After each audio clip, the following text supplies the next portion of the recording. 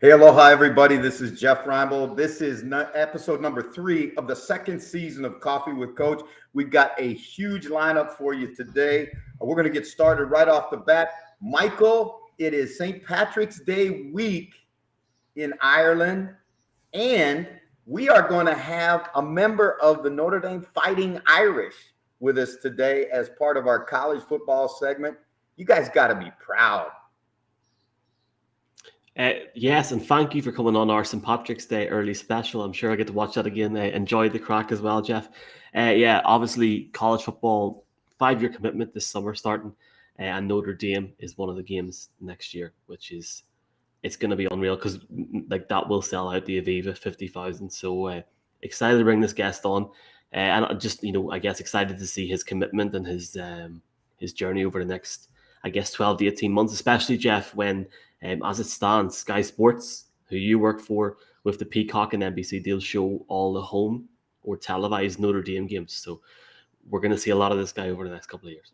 Well, this is such a great thing that Notre Dame, and for the international fans that may not follow college football closely, Notre Dame is the program most synonymous with college football. I mean, you go back historically all the way to Newt Rockne, and Notre Dame was the first program to have a national radio network.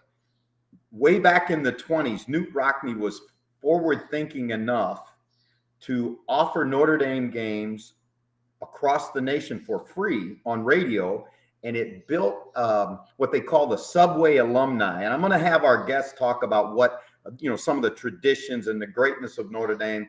But certainly to have an opportunity to play at the University of Notre Dame, to wear that gold helmet, to play in a program that is steeped in history and steeped in tradition, it is really, really special. Now, our guest has to go to class today. Now, it's kind of new for this is new ground for us to cover. So we got to get to him right away. This is Aiden Ikaika Kiana Aina, and Aiden is from Colorado. He hails from Colorado. He left Colorado to go to Notre Dame. Welcome to the show, big man. Oh, thank you for having me, Coach. It's awesome to have a guy who represents the most storied program in college football.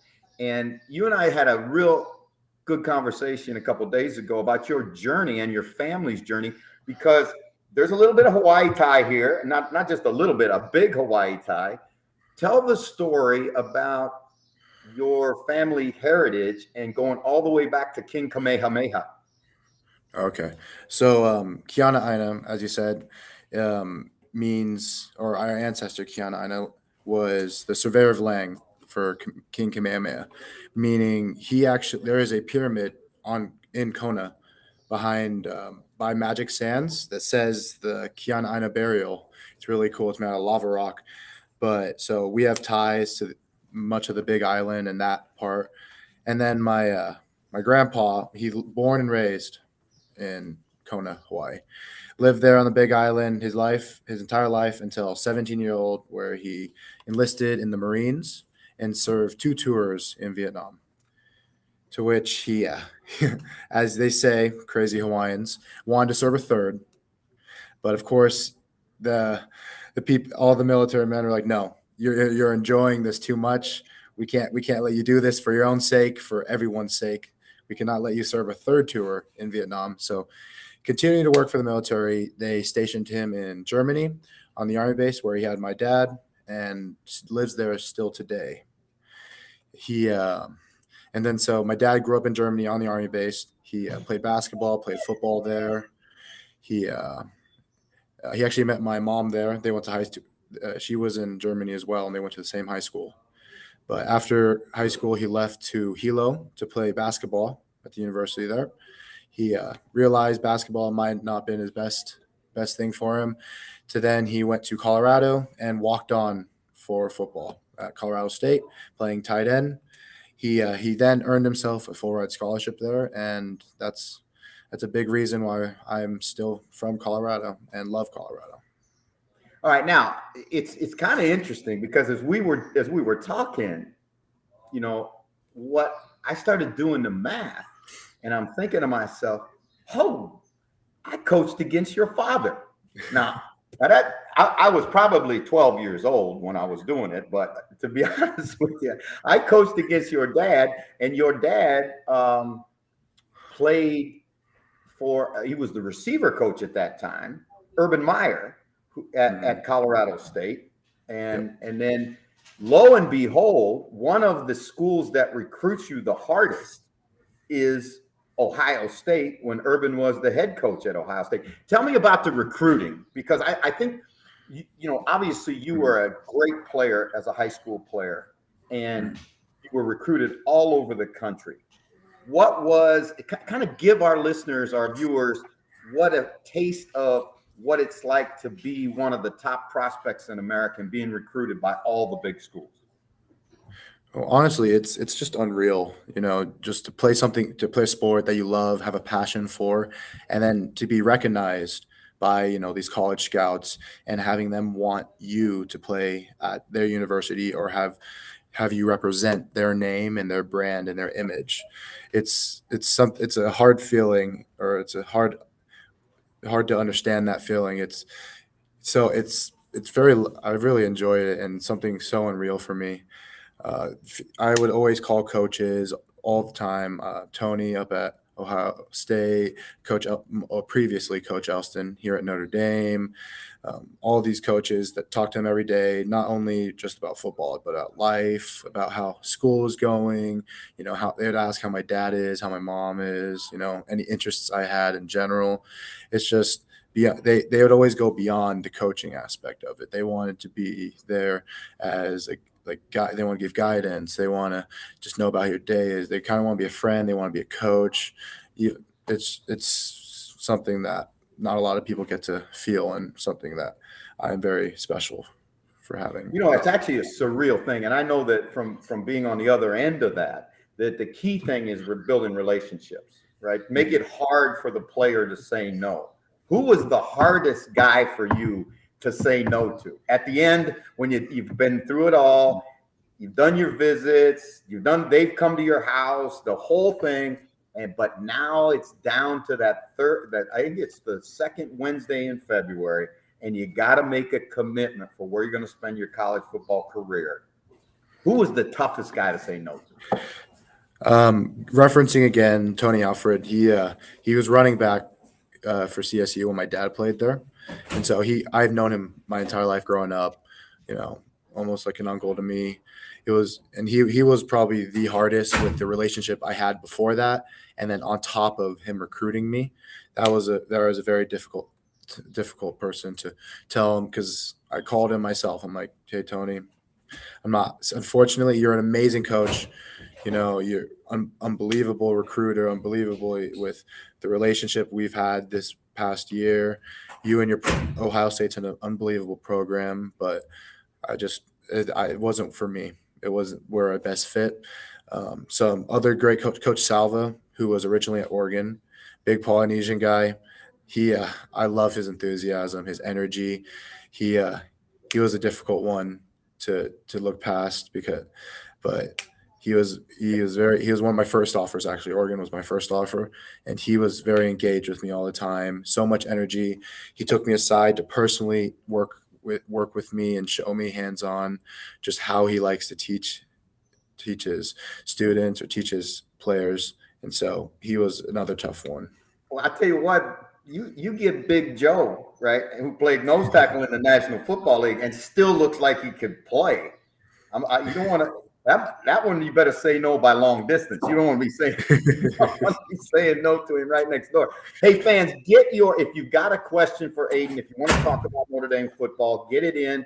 We'll show it up here, and Michael will put it on the screen. We got listeners just checked in from Northern Alberta here to listen to you. You've got fans from Hawaii, from Europe, from all over the place. Make sure when you get in that you tell us where you're calling in from or checking in from. All right, now let's get on to it.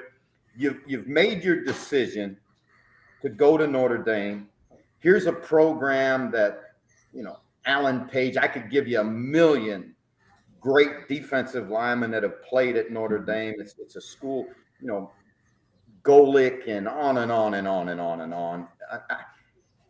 When you thought about what it's like to come out of that tunnel, to touch, play like a champion today, to see the Irish Guard, to hear that, that most iconic of all college fight songs.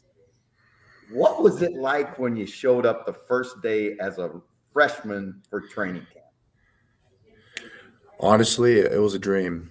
You read about it, you watch it in movies, Rudy example. You see all these, you hear people talk about it, but to actually experience it and be a part of that tradition and that culture is something that will last, that will be with me for the rest of my life.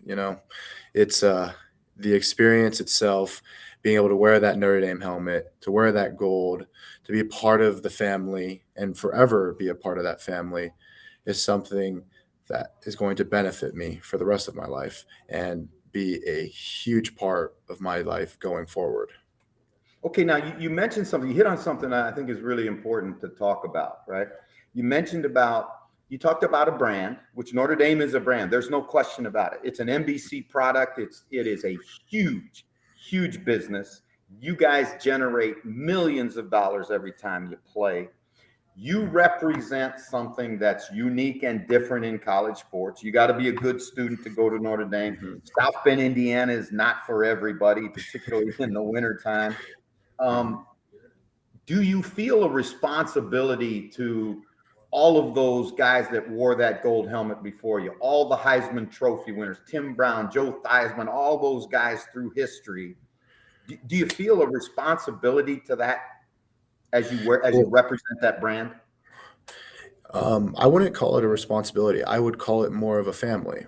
You know how it's kind of like a responsibility, but there's love everywhere.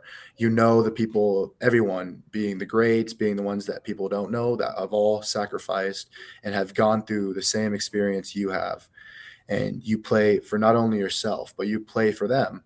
You play to represent what they represent, to show them that you're a part of what they are and what they stood for, and that you have the same values, and you're going to go on that field and play your heart out. All right, now, I don't know if you know this, but my parents moved to South Bend, Indiana when I was a kid because my dad was in pro baseball, and my mom said, that's where my grandparents are from. So my mom said, we're keeping these 5 kids here. You go do your baseball thing and then come back. So I sold programs in that stadium, right? And I used to dodge the Andy Frame guys and sit by, where the tunnel, as you guys come out, those big pillars in the tunnel, right? Yeah. Well, I used to hide back there as a little kid so I could come out through the stadium with the team into the, I'd get caught with the team and I'd come out into the stadium. I'm telling you, dude, to this day, the hair on the back of my neck stands up when I see those gold helmets in the end of the tunnel. It is electric. Now, when you stepped on the field for the first time, when you took your first college snap, did you look around and see that 80,000 and go, man, I've done it? What was the reaction that you had? It was like a movie. I ran on that field, and then all time froze. I took a look around me. Everything was in slow motion. I saw the team across from me, these college players. I see cameras in the air. I hear fans screaming. It's so loud. You can't think what's going on. I see a sideline, my coaches signaling crazy signals. I'm here. I'm trying to. Everything was in slow motion, but happening so fast. And right when that play finished and I ran off the field, it hit me. It's like, you are now a college Notre Dame football player for the Fighting Irish. Before we take a trip behind the curtain a little bit at Notre Dame, I want to talk about you. Okay. Now, obviously, I guess I shouldn't put words in your mouth, but you have a dream about playing in pro football? Yes, of course. Okay. Now, if it was the perfect world, right? And the commissioner stepped to the microphone and he says, with the whatever pick of the NFL draft, select Aiden Ikaika Kiana Aina, who would it be? What would be the team that you love to play for? Who would the commissioner send you to? Well, if I had a choice, I think I have to be a little biased and do the Denver Broncos. Just because I grew up watching them play.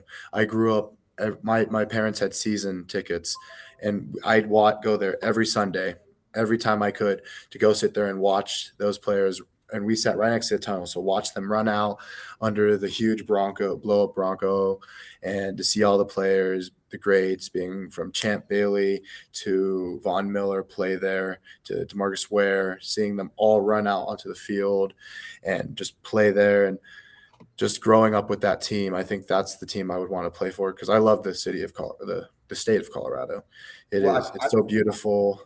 I tell you what, you've made Michael's day, because he is the biggest Denver Bronco apologist in the world right now.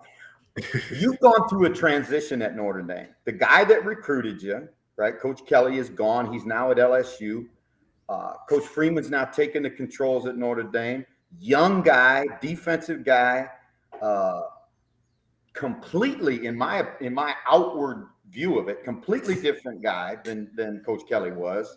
You guys have spring practice tonight, your first day in spring practice. What do you anticipate the change is going to be between Coach Freeman and Coach Kelly? Like you said, he's a younger coach, so a big thing that he brings to the table for us is energy. The amount of energy, with whether it be the different periods we have. Coach Freeman is involved with everything. He has music blasting everywhere. He emphasizes competition with any drill we do. He's in the mix with us, getting us hyped up. Since he's not just a defensive coach, he has to be offense. He's there supporting the offense. He's there pushing the defense. And with him, especially, that we didn't see much of with Coach Kelly, is he likes a lot of teamwork, working with each other, the offense and defense working together, whether it be scrimmage scenarios. He loves those types of deals, because he believes that the best way to learn football is to play football. And so that's what he brings, a whole new level of energy and competition to the table that just excites all the players. Okay, now when I was growing up in South Bend, I was a teenager in South Bend, and I used to go over and watch them in spring ball. It would be a little later than this, but it would be, you'd go over there some days and the snow would be blowing sideways and it would be freezing, and they were more worried about staying warm than getting through practice. You guys have that beautiful indoor facility now. You probably won't go out till the spring game. Like 2 hours of your day on the football field, right? Doing your thing. Then you've got class. And then what is your day like? Let our people know what the day of a Division I college football player at Notre Dame is like. Well, depending on the day, for Notre Dame, spring, the football's in morning. So, for example, today we had a 6:15. We have 6:15 wake up, and so all of our stuff is in the morning usually, and so our practices are usually in the morning, and we wake up usually around 6. Have to be at the facility by 6:30, and then be ready for meetings by 7. Meetings will run till 7:30, where we're out on the field starting our stretch, and then we have practice until 10:30. And then after that, it's classes after that. And then we also come back after classes usually to meet individually with your coaches, just to review film or review that practice. This is all that, though, is based off like the player, but pretty much every player voluntarily goes in to meet with the coaches to review that film. So spring is usually very hectic, and it's every day of the week. We're up that early working, whether some days it's practice, some days it's just a meeting and film and a lift. But it's Monday through Friday, and then Saturday is our big practices, where we wake up at 9, have meetings, and then we end by 1. So that's our big spring schedule. Well, we got a guy in Dublin, Ireland, named Simon, that wants to ask a question or has a comment. So, Michael, let's hear what Simon in Dublin has for Aiden. I know Aiden's got a class in like 3 minutes, so I'll just put it like this. Simon wants to know, along with a lot of people, how pumped are you guys to come over here next year? Because obviously it's one thing playing a game in the States, but to play in Dublin with the fighting Irish, etc., it must be exciting. Oh yeah. I was really disappointed that when my freshman year, our Dublin trip got canceled. It was something that it wasn't a reason why I committed to Notre Dame, but it was definitely a huge plus factor, being able to travel and play that and have that tradition and just play in another country and an island. That it was such a cool thing to have prepare for. But with it being canceled, I was super disappointed. But then them rescheduling it just brought so much energy to me, and especially against Navy, that rivalry game is so much fun. Not fun to prepare for with All their those triple cut blocks. option, Yeah. yeah, that option. But to play the game itself, it's still so much fun. Fans, watch number 92 at Notre Dame this year. When you watch Notre Dame football on Sky Sports, on NBC Sports, they are televised more around the world than any other college football program, the most accessible college football program in the world. We talk about the Green Bay Packers, Lambeau Field. Well, South Bend has 125,000 people in it, and Notre Dame has an 85,000 seat stadium, and it's packed every game. So again, like I say, Aiden, thank you so much for being a part of our show, for representing the University of Notre Dame and your family with class. And fans, number 92 in the middle of the defensive line at Notre Dame, put the highlight on him because he's going to have a great year. Thank you so much. All right. Thanks, Aiden. All the best, man. See you later. Awesome, man. Thank you. Go to class. Here, isn't it great talking to those young cats? I mean, there's a kid, right, that has what a great background, right? Family's from Hawaii, grew up in Germany, dad played at college. I mean, awesome. And he's playing at the most prestigious program in the country and gets it. He gets it. He gets how important it is. He gets what it stands for. He gets all those things. Really, really, really great to have Aiden with us today. I know we're going to talk ball, and you got Cameron Hogwood coming on now in a minute or so, but can I just publicly thank Tom Brady for one, ruining my Manchester United game at the weekend, and two, keeping me up late. Think about what TB12 did for us, man. It's incredible, isn't it? Another year of genius, and he gives us an opportunity, as all of us fans. I'm considering myself a fan in Europe and the UK, right? How big is that game in Munich going to be now? Because I'm telling you right here, I'm calling it right now. It's going to be TB12 and Patrick Mahomes battling it out in Bayern Munich Stadium. I'll be stunned if it's not Mahomes. I'll be stunned.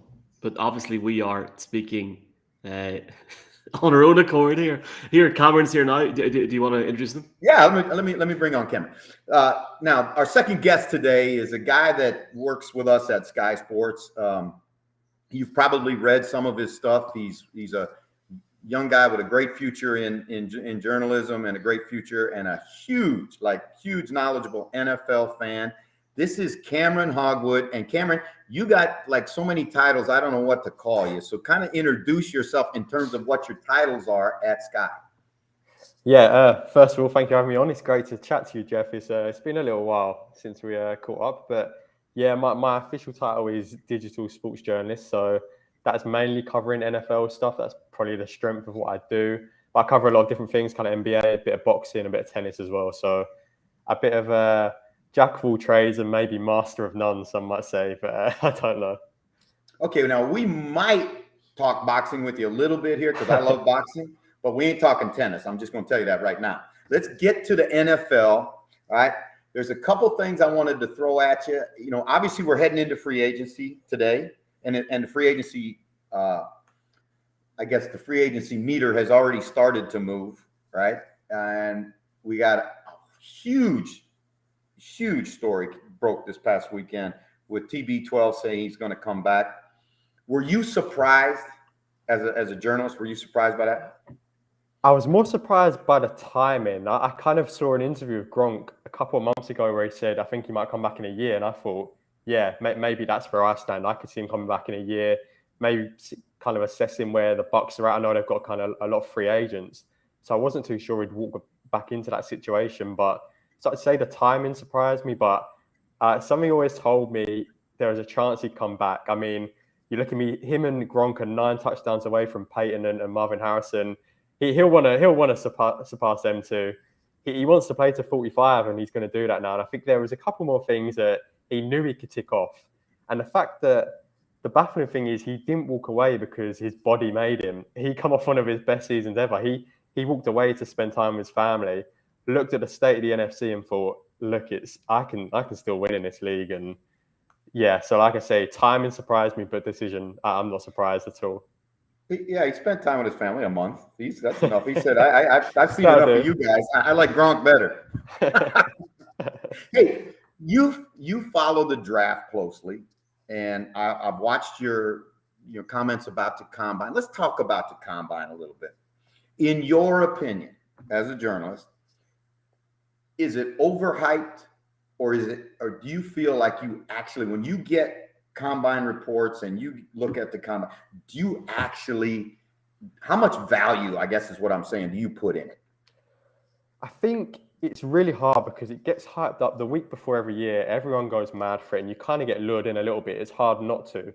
I think for me, I think it's a bigger platform for guys that we don't know. People like from HBCUs who don't get that exposure, and we get to see them for this week. And people like Danny Gray, who comes out of nowhere and runs a really impressive 40, and you're suddenly looking out for these guys, watching their film on YouTube. So I think from that perspective, even though it might not tell us anything about the player, it puts these guys on our map, on our radar. And I think for that reason, it's good. It gives exposure to players that maybe don't get what they deserve. I think the quarterback drills, you have to look at them and you can be enamored by a throw that looks pretty, but then you can also think, what if he's thrown that into free triple coverage, double coverage? You're not quite sure. He hasn't got a Joey Bosa running at him at full speed. He's not wearing pads. So I know that gets thrown around a lot, but you have to take it into account because it's not a real life action situation. And that's where you want to see these guys. So I always go back to the tape. I think that's still the most important thing. I think that the biggest thing in Combine Week is definitely interviews. It's where teams get to learn about a guy. I guess we don't get to see that side, unfortunately, which would be nice if we got a little insight into these team meetings and kind of watching players draw things on a whiteboard and seeing how clever they are and getting to see them draw up plays. But things like the 40, I enjoy watching it. How much you take from it, I'm not too sure. But the shuttle drills, the free cone drills are quite good for offensive linemen. I guess you get to see the footwork in person and live. But yeah, I'm kind of with you. You kind of have to temper expectations when you watch it and not get too lured into how quick an offensive lineman is, when we all slated Orlando Brown a couple of years ago for how slow he was and harshly, and then look at him now, he's kind of one of the best in his position in the league. So yeah. Hey, you know what? If you've got a question for Cameron, get it in and get it to Michael. Let us know where you're calling in from, and then obviously Cam will take your question. Cam, as you looked at the draft, right? And I know that everybody, this quarterback thing is now getting it's crazy. I mean, it's absolutely lunacy crazy, right? The carousel starts to spin, and I'm looking at the draft, and I said this to Oliver, who's on the show talking about the players every week. I don't see, other than maybe Pickett at the end of the first round, I don't see first round grade quarterbacks in this draft. I just don't see them. How do you see it? Yeah, I'm a similar feel. I know it's a very divisive class and no one's quite sure, but I think that's maybe because there isn't a standout guy. And what we've had in the past, Trevor Lawrence we kind of knew he was a standout guy. So we automatically, we raised expectations with the class. I do like Malik Willis, but again, you look at the competition. I think that's why the Senior Bowl was so good for him, because we saw him against good competition, and that was a nice insight. But yeah, the kind of thing I don't want to heap onto these guys, because a lot of them have had good experience in college, where we look at a guy like Trey Lance who played 17 games and we're going mad for him and we don't know what he's going to bring yet. So I don't want to be too harsh, because how often are we all wrong about draft picks? So if we're kind of saying these guys won't play well, I would not be surprised if they go on and surprise us by being great in the NFL. And I do think situation counts. Look, Trey Lance goes to San Francisco, and because Kyle Shanahan's there, I feel really safe that he's going to be a great player in the NFL. And maybe that's what comes into it. But I'm with you. I think Kenny Pickett's probably my standout from the class. I liked Sam Howell when we kind of saw him with Daz Newsome and Michael Carter at North Carolina a couple of years ago. As a junior, I'd say, I'm with you. And then you looked at him as a senior, and maybe it's me, right? Maybe it's me, and it may be me, but he looks too much like he looks too much like Baker Mayfield, and not just physically, but the way he plays. And because when he had to make more plays as a senior, it didn't quite translate to what you wanted to see. Yeah, he kind of lost that skill position group, didn't he? And you kind of wondered what he'd do, and it didn't light up, did it? All right. Now, when we have guests on, one of the things we love to do, Cam, is kind of talk about your football journey. Because football, there's only 3,000 guys that play the game at the highest level, right? But there's so many other ways to be involved with the National Football League, whether it's as a coach, whether it's as a journalist, whether it's as a fan, whatever, right? What was your journey, your football journey, to be the digital media guy at Sky Sports NFL? Yes, I guess I'm probably a bit of a late comer to the game. I'm only 24, so I started watching the Giants when kind of Victor Cruz was maybe coming to the latter stages. You're 24. You ain't a late comer to nothing, brother. You're just a young guy. You got. Probably Victor Cruz, that kind of the latter years of his career when he kind of played that final 2 years in New York. And when OBJ came into the league, it's a little cliche, but OBJ, I was kind of in love with this superstar that came into the league. And I've always wanted to be a sports journalist. So going to uni, I kind of look around the country and everyone wants to write about Premier League football and everyone wants to be a Premier League expert, which I could do, but I wanted to do something different. I want to move to America one day. So I thought, what is the best way I could do that? So I kind of tied in kind of watching the Giants with, maybe I could write about these guys. So alongside studying at a university, I kind of took on voluntary writing roles with a few different websites, talking about the Giants, just NFL in general. And then started off out of university a local newspaper in Kent, Kent Messenger. So they were really good to me. They helped me kind of do that alongside. So I was writing about cricket and all sorts there. And then alongside that, I was doing still voluntary NFL writing. Applied for the job at Sky, was fortunate enough to get whittled down to kind of the final 10. And from there, kind of got it on what I think was my NFL knowledge in the end. So that was kind of how I got into it. But yeah, Victor Cruz. Big up Victor Cruz that got me into it. So you're a big G-Man fan in the NFL. Now, you mentioned the Premiership, so I got to ask, who's your Premiership club? Liverpool. Big Liverpool. Big up the Reds. See, me and Neil can outnumber you at the weekend. Yeah, I know. And you know what? And my Leeds needs help. So I'm recruiting fans to, turn your back on the Reds and come with the Whites. Yeah, well, I went to uni in Leeds, so I've got a lot of friends that are from Leeds, which is I do have a little place in my heart for Leeds. Michael, come on out a second. Let me see if we can get him out of here. I wanted to. Michael is also, he's made all kinds of, I heard the word Leeds there, and I just sort of died a wee bit inside, Jeff. His choice of football teams. He's a Broncos fan, right, and a Man U fan. So I can't help the guy. I tried. I can't. He's uncoachable. He doesn't take coaching. He's what? I was actually going to say a story though, Jeff, after Cameron, but I'll tell you two lads now. I was in Belfast at the weekend, and Cameron is a massive Liverpool store, loads of people in it, like big Liverpool shop, and over the road was really like dinky sports shop, Leeds United shop. Not one person in it, Jeff. Stop with this. Like, don't make up. I swear, I should have took a picture. It's real, and there was an Everton shop beside it, so I'm not lying. All right, if it's real, then I challenge you to put it on the screen, because if it's real, then we're gonna have to verify it. Cam, what's up for you now as we go through the spring? As we go through there is no off season. We call it an off season. Yeah. You know as well as I do, there is no off season. What's the schedule now? What can people expect from you, and how do they get to your work? Yeah, kind of looking ahead to the draft now. I've kind of lined up a few players. don't want to say just in case they bail on me. So I'll tell you off screen, Jeff, at some point. But a few draft prospects that we should have some good interviews with. Supposed to want to maybe the top tight end in the draft today. So one to look out for. But yeah, other than that, just kind of keeping track of all this off-season news. I was just looking then, and Christian Kirk, someone get that agent over to Devonta Adams. I mean, he just got a contract with the Jags, making him the third highest paid receiver in the league, which is astonishing. So yeah, I mean, keeping track of all that craziness. Figure that one out. That's what free agency does. That's what free agency does. It makes guys rich, right? And a lot of times it makes guys that don't deserve to be rich.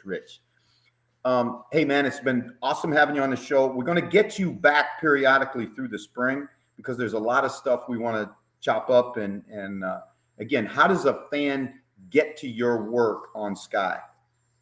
Yeah, so you can find me on Twitter at @ch_Sky Sports. I'm quite active on Twitter. Just look on the Sky Sports NFL page on the website, and a lot of my work's there. And yeah, Instagram, you can find me on Instagram, just at Cameron Hogwood. So yeah, if you want to ever talk football, just give me a message, and I'm always happy to talk with people. Hey, Cam, it's awesome having you with us. And again, in spite of the fact you're a Liverpool fan, again, we will not hold that against you. I appreciate it, guys. Thank you. Thanks a lot. All right. Great job, Cam. Thank you so much. No worries. Take care. Oh, I hate cutting people off. Cameron said no worries. Sorry, Cameron. That was really good. He's bright young kid. Awesome. So it was impressive when he first came to Sky. I talked to him one time. I thought this guy's good. This young cat's good, and I love to see young guys, starting to, find their way in the business. It's a really cool deal. It's pretty cool to see just the digital scope as well grow with the game, which is awesome. So yeah, definitely follow Cameron on social media, folks. Cameron Hogwood, HOGWOOD. Jeff, just an update on that Leeds thing. It's a real shop, and they're trying to close it down. They're trying to sell it on. This is a real thing. Jeff, I swear to God, because I was walking because I haven't been in Belfast in a while. I was like, why is there a Leeds shop here? Why? Because we're everywhere. Because we are. Something told me, Jeff. Something told me. Should I take a photo? Should I tweet it out? And I'm not tweeting this out on the Saturday. It's real. Let's talk a little ball here. Deshaun Watson, where's he going? What's your take? Oh no! Did you just put that up? That's look at that. Isn't that beautiful? That's beautiful? No, it's not. That's beautiful. You'll have to get Bielsa and his translator on the show at some point. I think that's a really good question about Deshaun Watson. I think the whole scope with Brady last night has sort of just shifted the momentum so much now. I mean, there's talk that Carolina and New Orleans are interested, but just exactly how much is that interest? And there's obviously trying to be light about the whole situation. Obviously, what happened on Friday, he could still miss time in the league. Oh, no question. He's got to testify today, right? Yes. I think or Tuesday it is. I didn't even know what day it is. There's that. Do you know what, Jeff? There is that much stuff, and we're gonna have Oliver on in 5 minutes, chat tight ends. But there's that much stuff going on with the situation. If I was a GM, I'm thinking, there's definitely an element of gambling here. If you get him in, he plays brilliant. Do you get him in? Does he miss 6 games? And does he? I think it might take a wee bit more time than people think. I don't think it'll be round up by the weekend. But I will say this, Jeff: if the Saints get him, Deshaun Watson the Tottenham against a high-end team, Mahomes against Brady in Germany. Oh, listening to you be a conspiracy theorist. You're putting all the pieces together. Here, Cameron's right in what he's saying. 84 million. Hey. What I want to know is, I know we got tons of Steeler fans, but I want to hear from Steeler fans about Mitchell Trubisky signing a 2-year deal today. Does this mean the future of the Pittsburgh Steelers is in the hands of Mitchell Trubisky, who couldn't get it done for the Bears?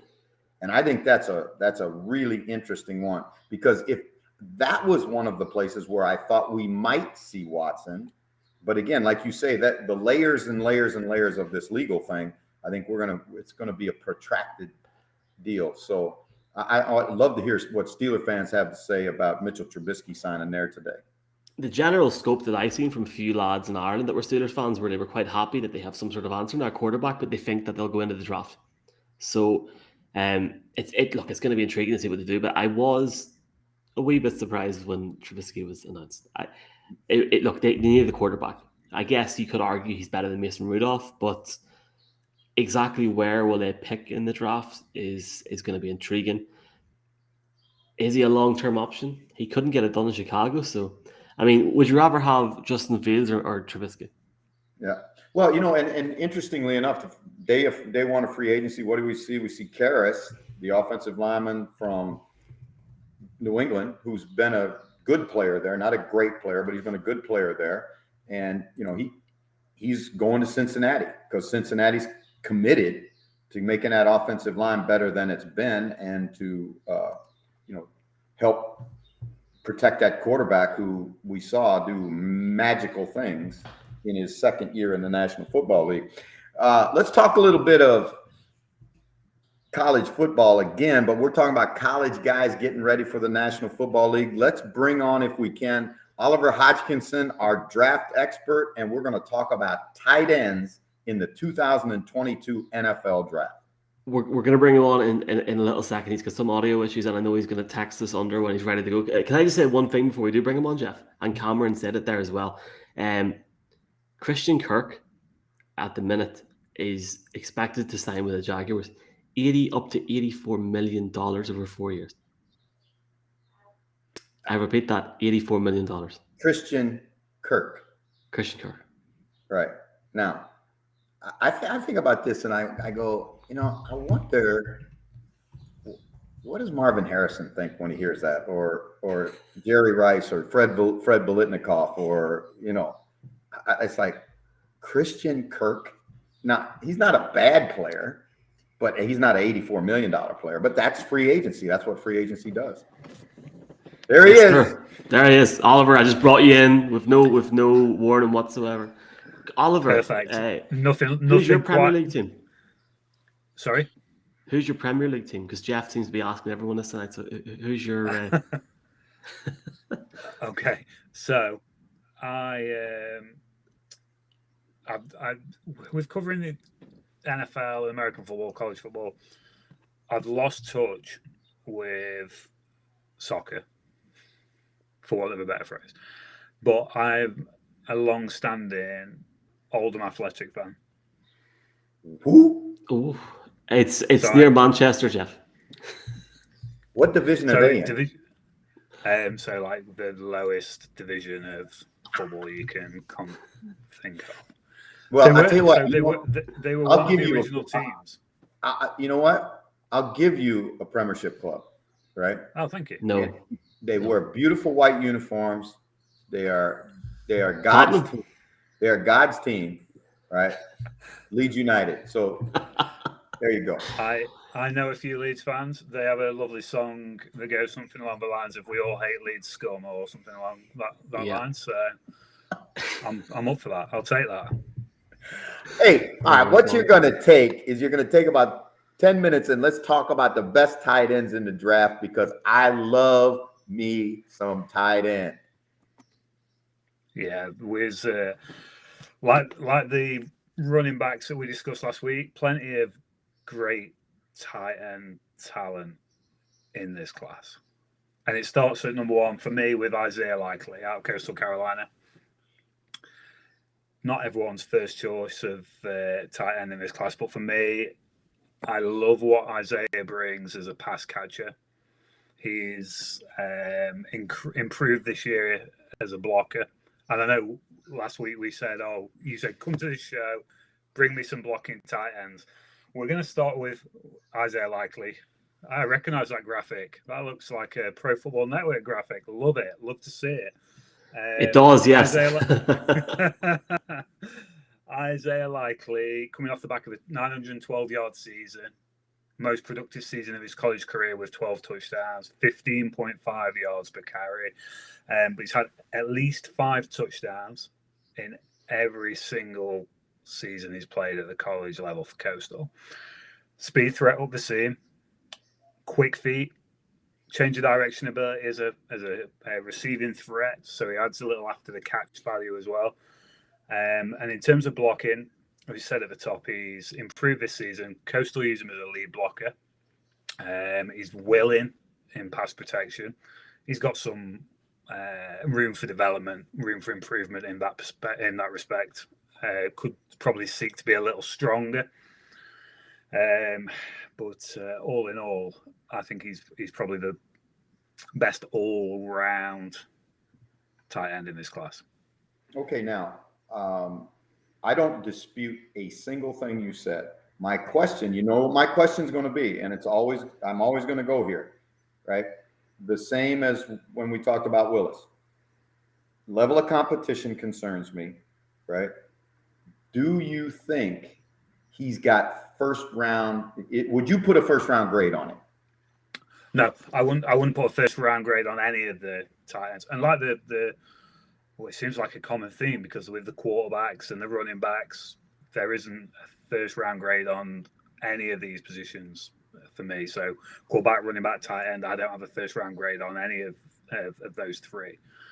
But I think you're looking at excellent value between day two, so round 2, and even round 5, where this tight end class is concerned.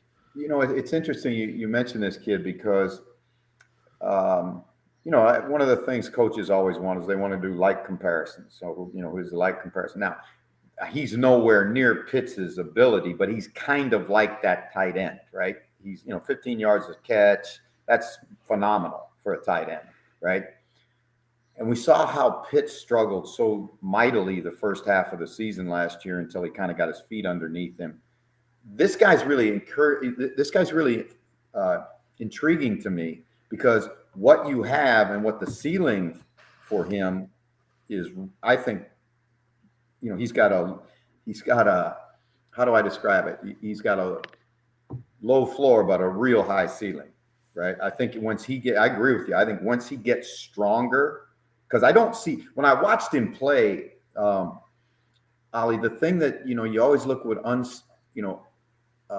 undersized guys is aggressiveness. Will he stick his nose in there, right?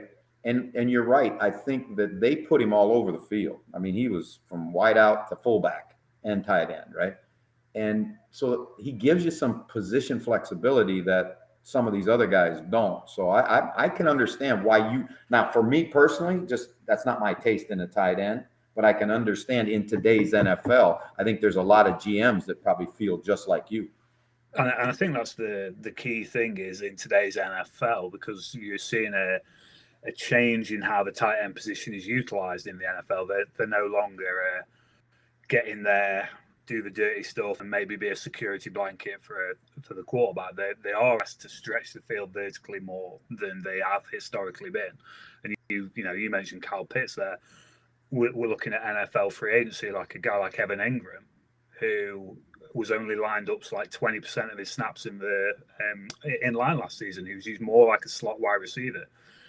So there is that change, and as the NFL transitions into asking that of the tight end position, guys like Isaiah Likely, who are, like you say, slightly undersized compared to the normal NFL tight end archetype, but he has got that excellent athletic ability to stretch the field vertically. So I think that the NFL will kind of go towards more like guys like Isaiah Likely. Who's your number 2?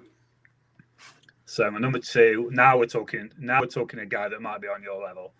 Colorado State's Trey McBride. You got it, buddy. Look at that kid. What a specimen. So he's just over 6'3", just under 250 pounds. Actually, Colorado State listed him at 260 pounds, so he's slightly lighter than listed by Colorado State.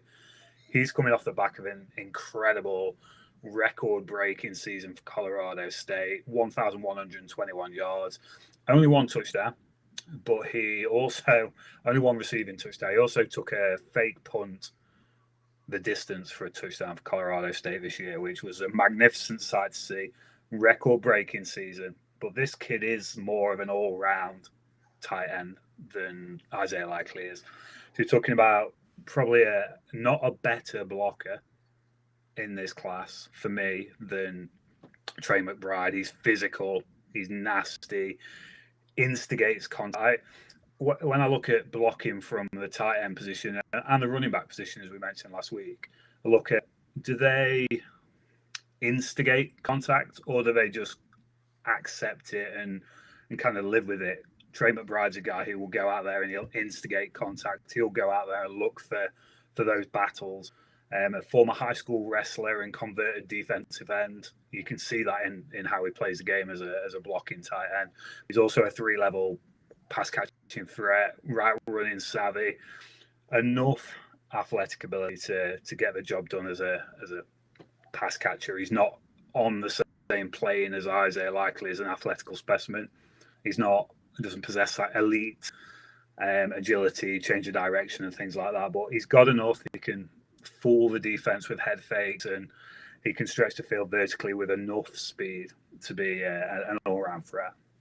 Now, I agree with your evaluation 100%. He surprised me a little bit on tape, Ollie, with some of the things that I saw him do a little niftier than I thought he would be. And I read the report on him, and then I looked at the tape, and like you say, physical, big catching range.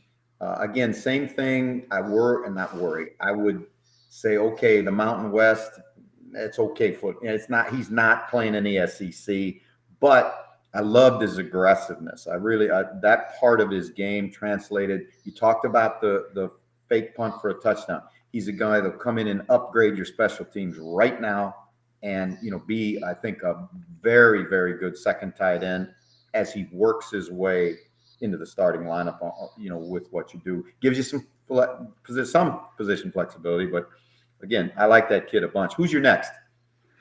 So you mentioned the SEC. Let's talk about Texas A&M's Jalen Wydermeyer, because he is a guy who's plied his trade in the SEC for the past 3 years. Not as productive as the previous two guys, but he has averaged around 500 yards in each of his 3 seasons at Texas A&M. Averaged at 5 touchdowns, just over 5 touchdowns per season as well. So he's got that productivity as a pass catcher. 6'5", 255 pounds, looks the part of an NFL tight end. Obvious red zone threat with his size. Great catch radius. Decent athlete in terms of straight line speed. Like Trey McBride, he's not going to wow you with elite agility. He's not going to make these knee-breaking cuts on a defensive back. It can be a little lumbering to watch him, but he has got decent straight line athleticism and a willing and able blocker as well. For a kid who wasn't asked to do that until he came to Texas A&M, he's kind of progressed every year in terms of his blocking ability. A kid who a lot of people had first round grades on coming into this season and really talk very highly of Jalen Wydermeyer. And like a lot of Texas A&M players, he hasn't probably lived up to that preseason perception. But I still think you're going to get great value in the sort of the late day 2 range. That sort of round 3 value for Jalen Wydermeyer. I think so too. I think he's a guy that, you look at him and he's got the length to be up in the seam. He can run. I don't like his body, particularly because he doesn't. That body that I'm looking at isn't the body of a guy that's busting his ass in the weight room, right? I mean, I think he's. Who he reminds me of? I swear to God, when I'm watching it, I thought I was back in time. He reminds me so much of Martellus Bennett, another guy that came out of Texas A&M, long. Martellus was a better basketball player in high school than football player and kind of learned to be a football player. He, like you say, not your prototypical inline tight end, but tough enough to do it if he wants to. But, boy, I tell you what, you talk about a target. Like, I looked at both his junior and senior years of tape, and I thought Kellen Mond, when he had Kellen Mond gave him a chance on some balls, contested balls. He's got good body control for a great big guy. I like that kid. I think he'll play in the NFL, no question. And I think he has a chance to be a pretty good player. Who's next? Just before we move on to who's next, I'm intrigued by the body state, let's call it that, because this has been something that's been leveled at a number of Texas A&M prospects in this class. Kenyon Green showed up to the combine and he looked sloppy, for want of a better word. You know, he's a kid who before the season didn't look like he was carrying any bad weight at all. But at the combine, he looked kind of flabby. You just mentioned about Jalen Wydermeyer, and as a former coach yourself, does that speak to something about Texas A&M's strength and conditioning program, maybe? Well, I think first of all, you got to start with the player, right? Because the weight room's there, and if the player really wants to do the work, he's going to get in there and get the work done, right? I don't know who the Colorado State strength coach is, but you look at the body on the Colorado State kid and you look at this kid, and what's the issue? Is it genetics? Is it, I mean, look at that. Look at the softness in his arms and all of that. You know, he's thin bodied. That doesn't translate well for the next level, right? So, but what that is, and this is the great thing, you really hit an awesome topic to discuss. Is it the player? Is it the program? Now the scouts have to really do their work. Go back to the strength coach. What was his weight? What was his weight program? What was his progression? How much did he miss? What was his commitment? All of those things. That's the stuff that the scouts have to find out about. Because if his piss wasn't hot about being in the weight room as a college player, when you put $1 million in his pocket, it isn't going to get better, right? So typically, that's a great observation.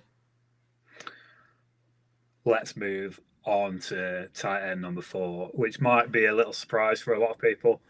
Boston College's Trey Barry. I absolutely love this kid. So one season, look at him. Look at that kid. One season at the FCS level. We tallied 362 yards, at just over 17 and a half yards per catch, 4 touchdowns in an injury-addled season. So I know Boston College were hoping to maybe get a little extra eligibility out of him to bring him back for this coming season.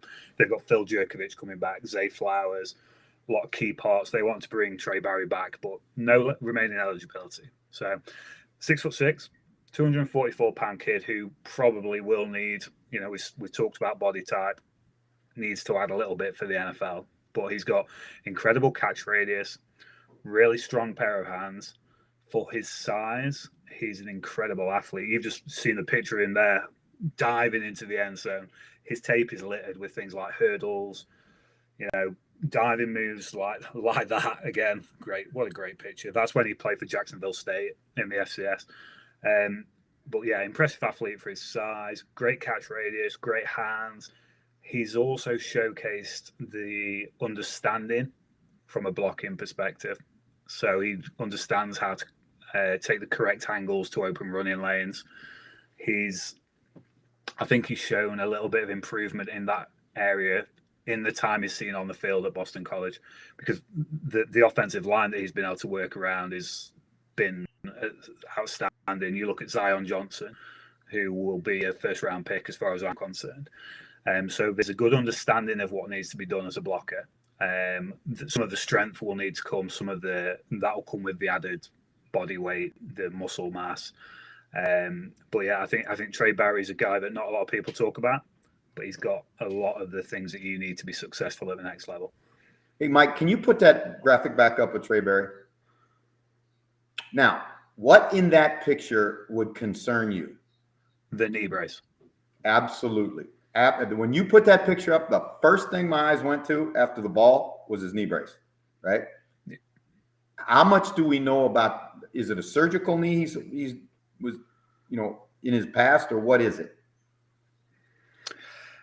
I would have to go back to my scouting report and have a look. I've got that noted in there. I can't tell you off the top of my head, but I will. I'll let you know exactly what the issue was there, and missed time this season as well. So, like you say, it's another thing that adds up in terms of a red flag. It's a crossing the negative box, if you want to call it that, and that can be a byproduct of the lack of size at the position. especially as you get into the NFL level and playing at the FBS level versus playing at the FCS. This is hey, we're doing it today. We are breaking it down the way it needs to get broken down, right? Hey, Fred Flunk's in. He says, mahalo, fellas. It's great to have you with us, Fred. As always, every week, one of the pioneer members of this tribe. Let's go on to your next tight end, your last tight end. And this guy's a little bit fascinating to me, too. I love Jeremy Rocket. So we had a group chat at Pro Football Network, and we have what we call the really good club. And every time me and my colleague Ian watch prospects and we think, oh, it's a good guy, we'll go, all right, we got an entry into the really good club.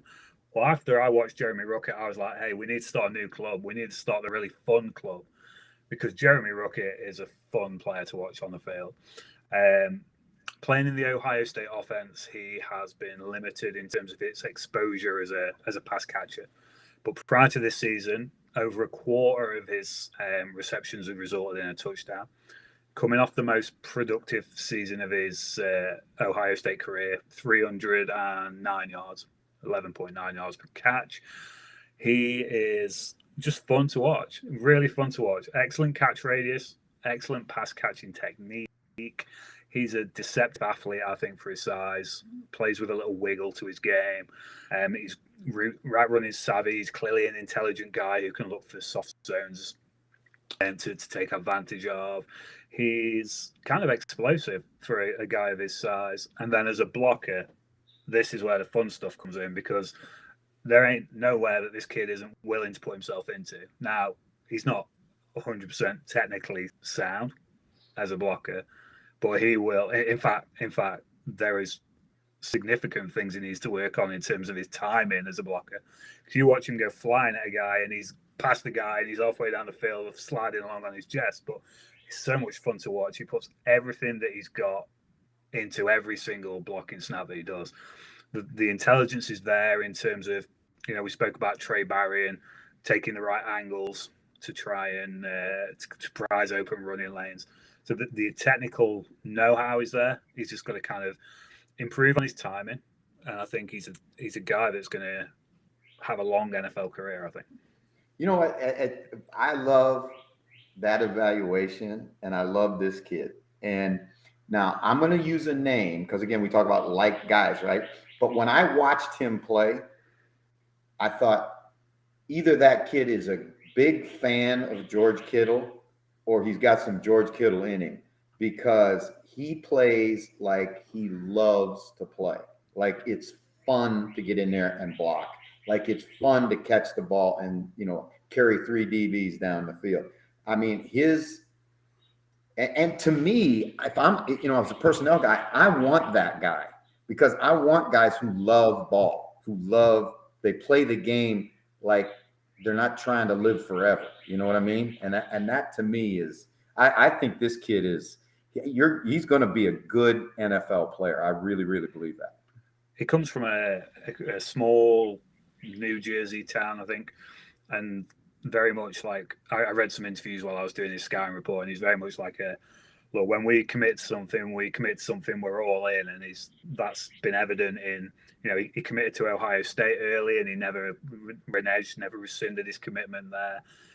Every time he steps foot on that football field, he commits to whatever he's asked to do, whether it's catching the ball, whether it's blocking, whatever he's tasked with doing. Jeremy Rocket will just go out there and give it his all every snap. Well, I'm gonna tell you something, man. You know how they have that. Like when I was with Kansas City, we used to have this system where it was ascending, descending, or plateaued player. The way you're breaking them down for us, Ollie, you are a highly ascending player. So next week, I'm going to challenge you. I want to say, okay, centers and guards, you got the hog mollies, the big nasties that put their hand on the ground. But let's look at centers and guards and come up with our 5 best looking towards the draft.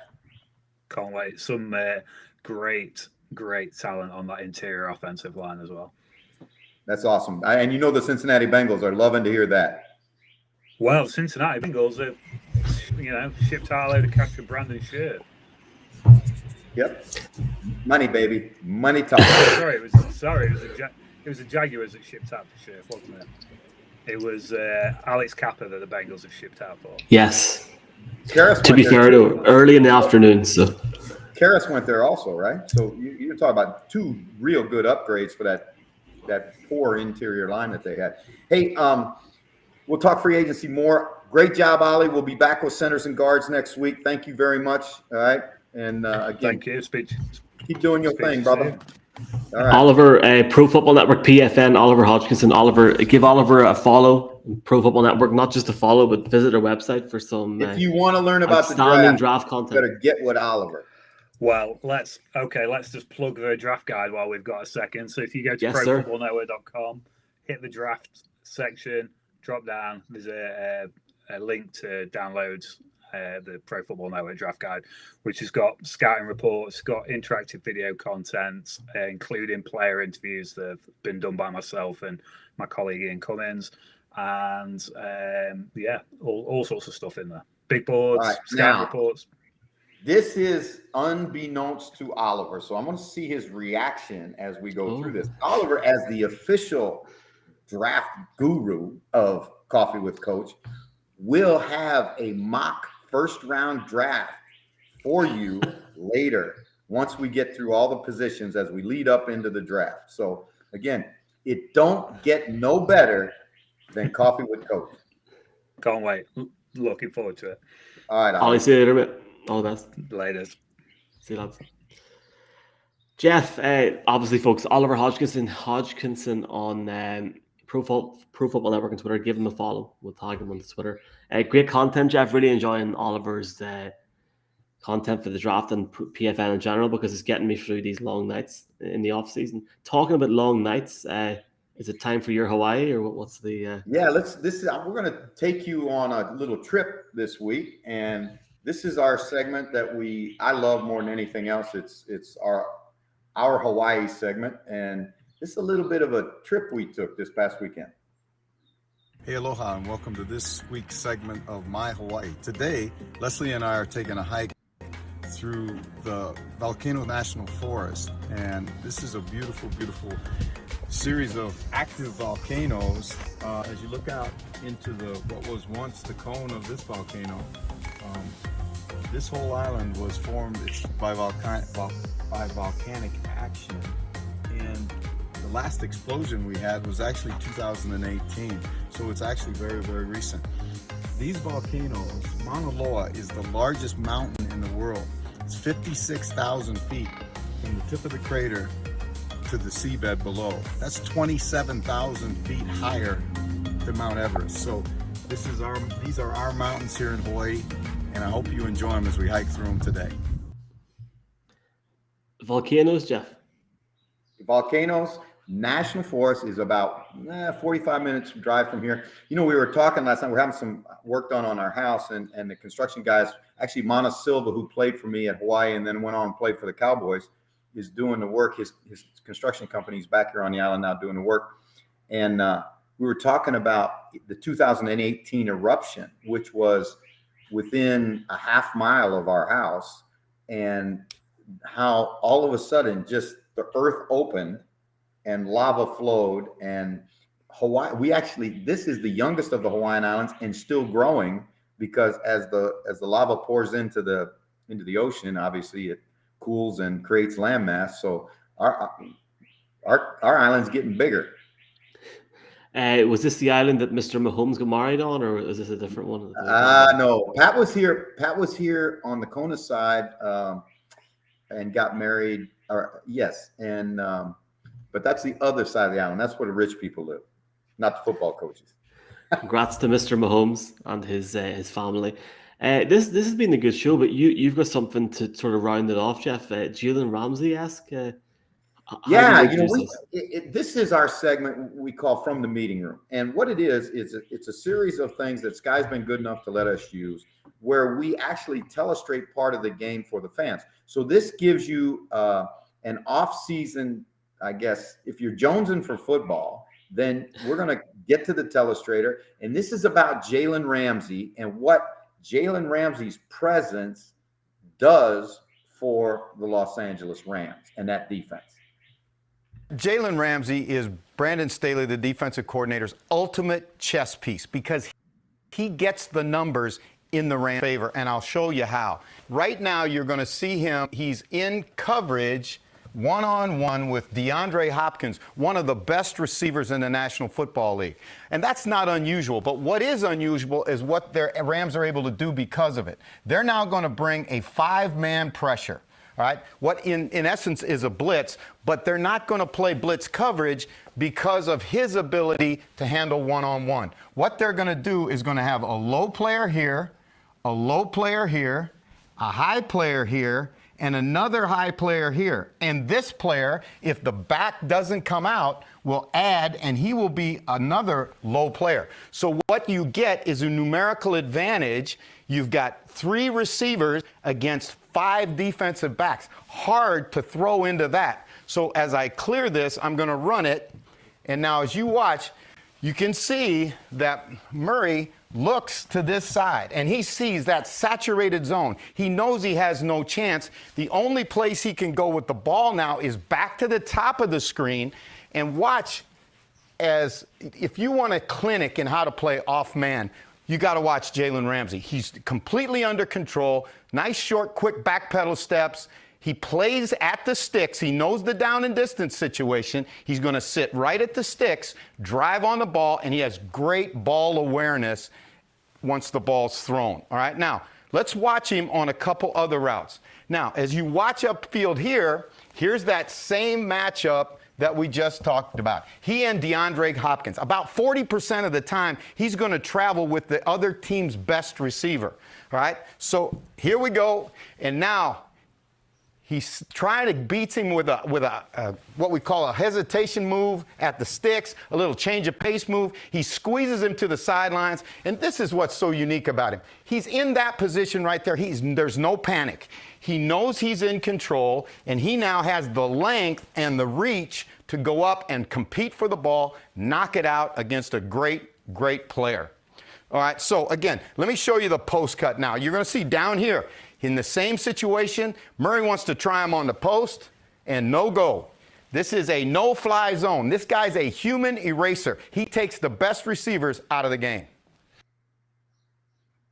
Jalen Ramsey, one of the great players in the National Football League and a key part of a Rams defense that just absolutely suffocated offenses on the way to the Super Bowl win.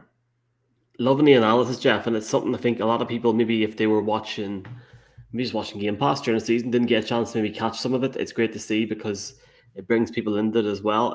Have you anything else to say this week? Obviously, St. Patrick's Day. Well, of course, you got to watch the Irish NFL show because we have a phenomenal St. Patrick's Day show. And I say I just got lucky enough to get on it. And when are you guys going to roll that baby? It's last night. It's out, so we'll tweet it again on Paddy's Day. I meant, like, not obviously thank you for the plug, but I meant, like, you know, what's the crack with you? Are you going to have a few scoops? Are you going to enjoy yourself on the Big Island, or what's the? I'm going to enjoy myself on the Big Island. I got a coaches meeting I got to go to in 10 minutes. So, you know, again, we're starting to heat it up, get ready to go for this off season. Going to Hawaii for a couple of days, then heading over to Honolulu. And we are bringing you football 24/7, 365, 56 months, 56 weeks, however you slice it, 12 months, it don't matter because we're talking ball all year long. Awesome to have the tribe with us. If you hit us with a question and we couldn't get it because of the packed show today, I will answer it on Twitter. All right? So check out Twitter, and we'll be with you next week at Coffee with Coach.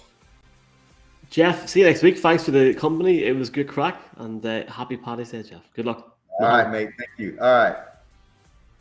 Aloha.